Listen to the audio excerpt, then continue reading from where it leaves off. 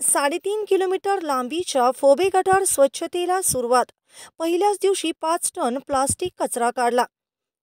सांगलीतील सर्वात लांबीच्या राजश्री छत्रपती शाहू महाराज मार्गावरील 3.5 किलोमीटरच्या फोबे गटार स्वच्छतेला आजपासून सुरुवात करण्यात आली।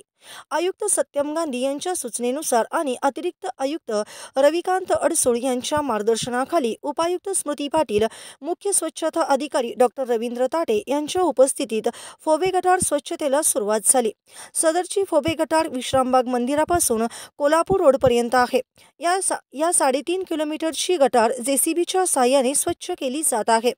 पहिल्याच दिवशी या गटारीतून शेकडो प्लास्टिक बाटल्या आणि कचरा बाहेर काढण्यात आला। पुढील 3 दिवस फोबे गटार पूर्णपणे स्वच्छ केली जाणार आहेत। यावेळी वरिष्ठ स्वच्छता निरीक्षक याकूब मद्रासी तसेच स्वच्छता निरीक्षक धनंजय कांबळे, कोमल कुद्रे, राजेंद्र गोंधळे आदी उपस्थित होते। दरम्यान फोबे गटार स्वच्छतेमधून शेकडो प्लास्टिक बाटल्या गटारीतून बाहेर काढल्या। या प्लास्टिक कचऱ्यामुळे फोबे गटार तुंबले असून त्यामुळे नागरिकांनी आपला प्लास्टिक कचरा हा महापालिकेच्या घंटागाडीतच टाकून सहकार्य करावे, असे आवाहन उपायुक्त स्मृती पाटील यांनी केले आहे।